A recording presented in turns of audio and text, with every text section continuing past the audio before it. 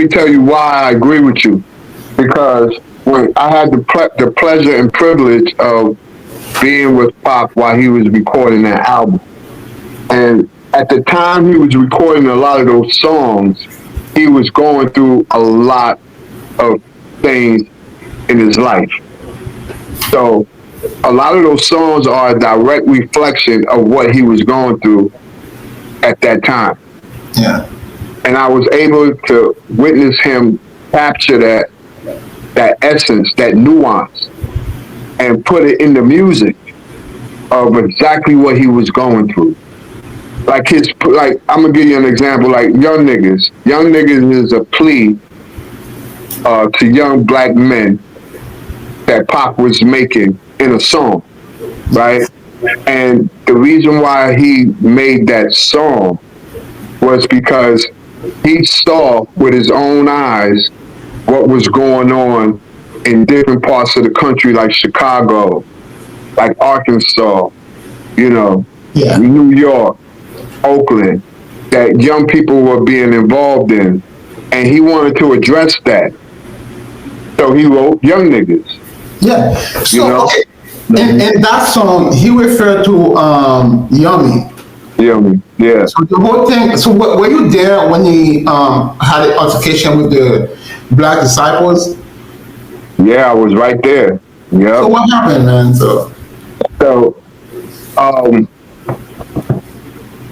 So we're on our way to Chicago. We're going to Chicago in a week. And Pac knew he was going to Chicago, so he had a conversation with Jam Master Jay to hook him up with some people, some allies in Chicago, so when he got there, he had what he needed. And Jam Master Jay did that. So on the way to Chicago, he's reading Time magazine. And in Time magazine is the article about Yummy Sandifer. Mm-hmm. And while he's reading it, you can see the anger. He's angry. He's telling us what's happening, what he's reading, and he's telling us, he's going to address this when he does his show, his performance. And when we get to Chicago, we meet up with Jam Master Jay's people, and they become our chaperone. And they make sure that we have everything we need. Then we get to the show, Pac is headlining. And there's a lot of artists on the show. It's Scarface, it's Boss, it's Spice One, and several other artists. And Pac is headlining, so he's the last one to go on. And when he gets on, sure enough to his word, he confronts the gangbangers that it's probably taking up the first 15 rows of the arena. And we're in a huge arena. We're not like in a club. We're in an arena. And they take up the first, maybe I'm exaggerating, not 15 rows, maybe 5 or 10 rows they take up. And when Pac is, when he raps, he stops in the middle of his music, his rap, his song, and he confronts the gangbangers that's sitting in the front row about Yummy Sandifer. And when he did that, he offended them. He offended them. So at first they was cheering him on, and they was loving what he was doing. They was loving the vibe. But then when he started talking to them about Yummy Sandifer, that's when they started to flip. And like when he cut the music off and addressed it, he cut the music back on and started throwing stuff at us on stage. Oh. And then, Pac would cut the music back off, and he would offer a reward for anyone who pointed out to him who was throwing stuff on stage, so and so and so and so. And that went on about 2 or 3 times. And then the last time, that's when things became chaotic, and the arena erupted into in chaos. It erupted into a gang, like a fight, where they was trying to get at us on stage, the gangbangers. They was trying to get on stage, and they was trying to get at us. Fortunately, I was able to back some of them off, and there was police officers there, but that didn't really help too much. It didn't get us hurt. We were lucky enough that we didn't get hurt, but the crowd and the eruption of everything that took place they destroyed the arena and they destroyed the hotel that we were staying at right across the street from the arena. Wow. Yeah, so it got real ugly, but the good side of that story was that after we left, we got word from one of the people that was in the crowd, one of the gangbangers, that, you know, Pac can always come back. You know, he can always come back to Chicago, but he can't come back on that bullshit. And, you know, I thought that was cool because normally they don't if they kick you out, they don't let people come back.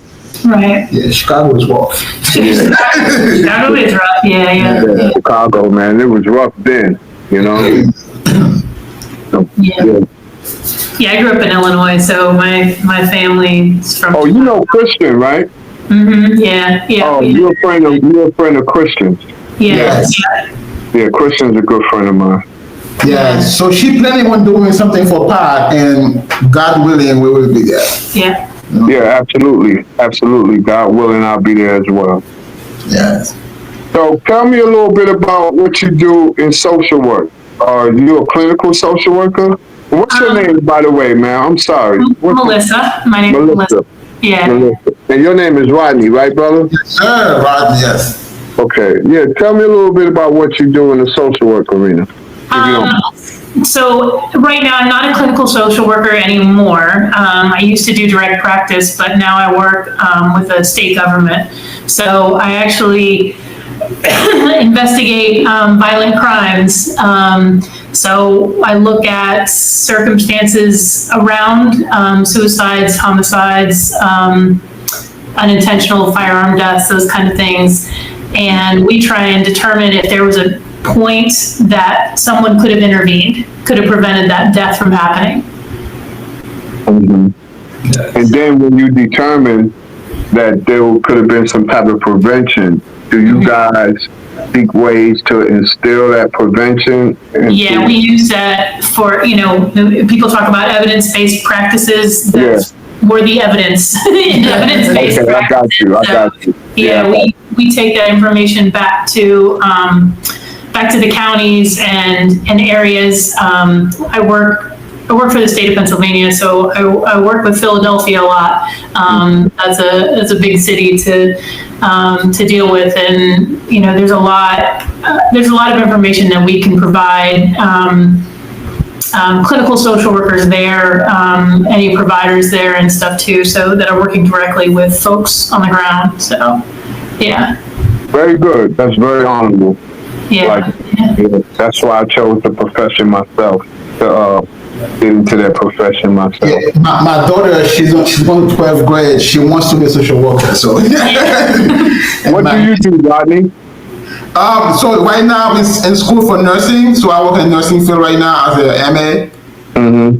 Yeah. Work for Good, man. I like that. You guys are in a helping profession. You know, it's in the service profession, man. We need more people like you. And another thing, they need to start paying you guys more. I wish right. we would. We need more I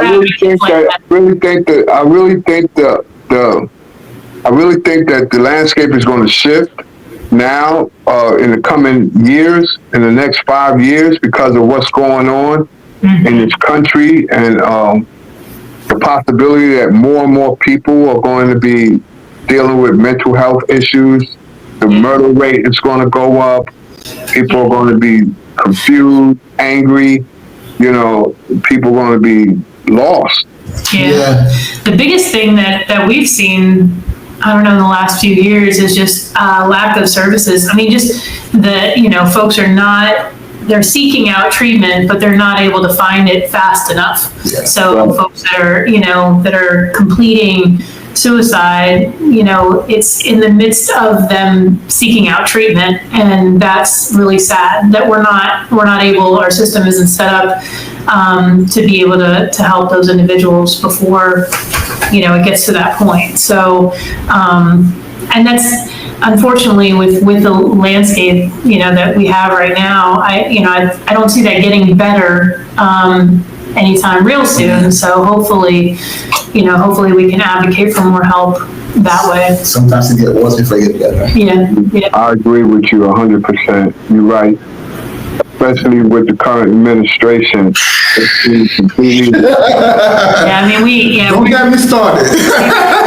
we've been fighting with funding ourselves now. Yeah, exactly. Like, I think that's where we headed. I think that, you know, any type of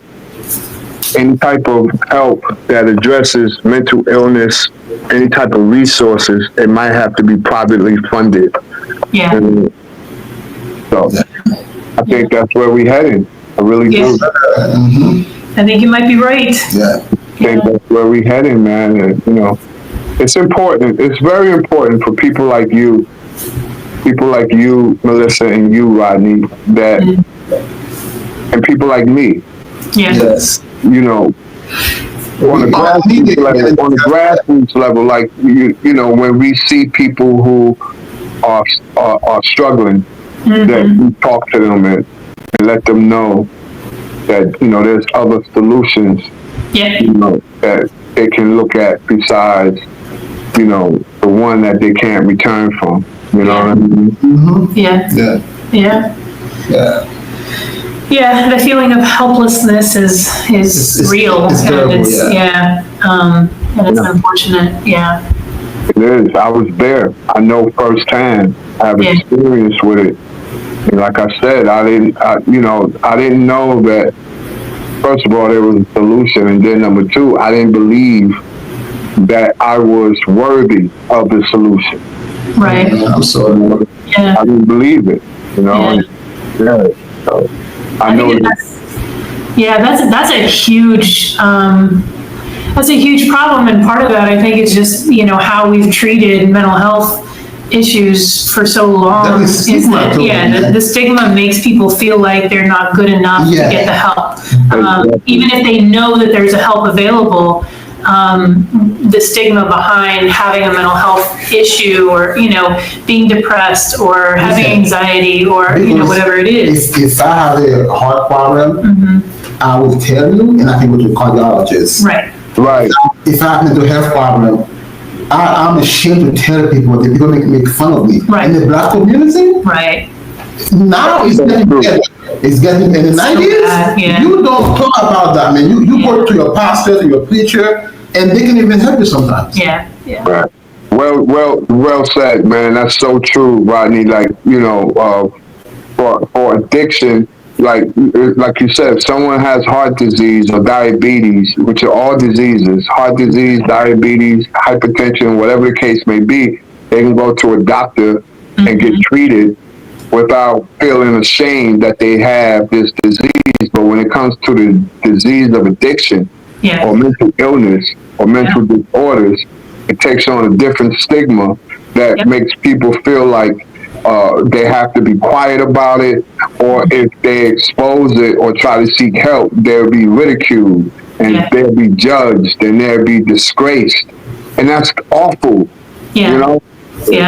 That's so far from the truth, you know? And you're right, man. This country, man, like the way it treats mental illness and the way it treats addiction, they are behind time, way behind. And I still hear it today, you know, when I'm looking, you know, online or whatever. We're on YouTube a lot.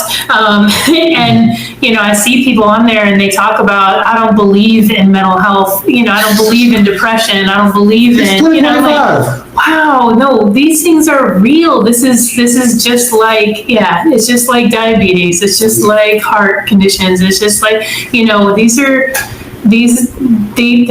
are real and they need to be treated, and so I cannot stand it when I hear somebody say that, you know, like that it's not real, because when you're saying that, especially on a social media platform, that's going out to so many people, and unfortunately somebody who's experiencing that is hearing it. They're hearing that, you know, that what they're experiencing isn't real or isn't validated, and sometimes they just need validation. Sometimes some people just need somebody to listen. You know what I mean? So, that's so important. Like in the Black community, right?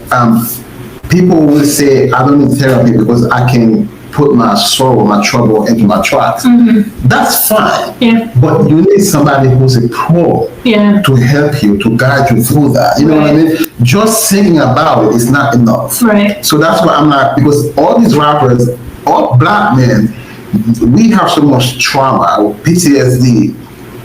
It should be like a mandatory for all of us to go to therapy. Yeah. Yeah. That's the way I'm looking at it.